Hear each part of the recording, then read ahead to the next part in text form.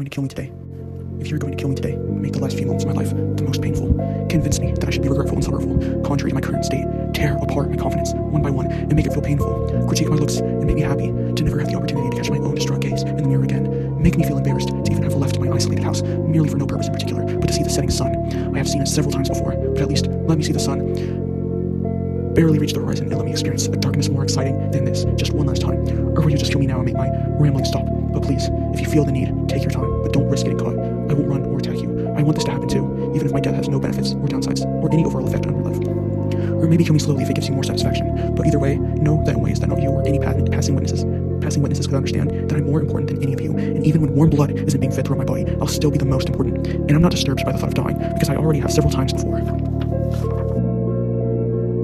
Temptation drives us crazy. The temptation to seize all sense of feeling. The temptation to die, along with those who drove those very false senses of being less. And the temptation of feeling, internally, the same daggers that once belonged to us to be driven through our rotting hearts. What's the point if we can't feel? But it's a silly wish, one that can be performed, even by the highest paid magician. Temptation is what, I dare say, inspires the instinct to die. What we can't have is so important, it doesn't matter what lives or dies without it. Without exaggeration, I truly do mean it when I say we can't live without these middle grounds.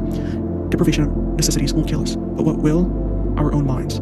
That will timely turn on us and kill ourselves. What a stupidly cliche way to lose the biased war. It doesn't matter though, if we aren't able to see the bloody aftermath, as if seeing the bulk of the climax wasn't bad enough. How stupid this war is. It needn't be started. You can't revive the thousands of imaginary people you've killed though. Their corpse will never decompose, they linger. And as more and more die, temptation gets worse and seeks more than a wish, but a willing full sacrifice. To whom? Ourselves? No sacrifice can be great enough. Even in death, our corpses will reek in death. Nothing possesses anything anyone, so why even bother? They say, wait out the battle. If you're dead, you won't have to keep stupidly wasting your time. And we know the battle never ends, so suffer once, and never again. Or maybe don't see the temporary pain as hurt, but as the weight of freedom you didn't deserve. Once you die, so will your temptation. There's no capability to regret. When you can't even tell the days and minutes apart, death is the ultimate desirable solution, even if it means forking over your stupid pride. Is this what it feels like to die? Then I would love to die over and over again for eternity. I don't feel pain, I feel relief. It's a most wonderful feeling. It feels liberating and burns away the chains holding me to this world. Let them burn until they disintegrate. Let the ashes be unidentifiable and never let anyone in on this utmost enjoyable game. I want to be the only one to experience this freeing feeling. If anyone steals this happiness from me too, it isn't enjoyable anymore.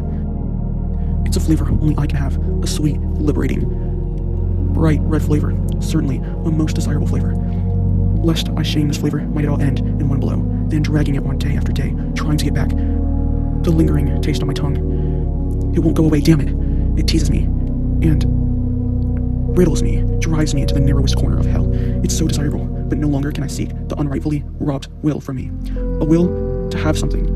A will to move something, to stall. A will to have something to stall my existence for. There's no use anymore. Please, end it here, and pray they be sent straight into hell to preserve the taste I've grown yet so immune to. I can't deal with this stupid curse. Who set it upon me? Was it I who went to such lengths to betray myself? I must be the one to end it all, to preserve the last bit of venom left, the forbidden, addictive venom. I kill myself every day over it, trying to chug as I need to savor every last drop. What does it matter if you're already dead? Nothing matters. Please, end it without mention of the venom I might foolishly return for when there's no more left. My greedy thirst is and will be the end of me.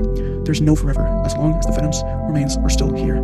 The trace, the evidence of its meaningless existence is responsible for every drop of blood in this worn, overdue body. I rot without it. I'm quite literally killing myself, alone, with this insatiable appetite for the venom. Once I cease to exist, so will my secret garden of temporary joy.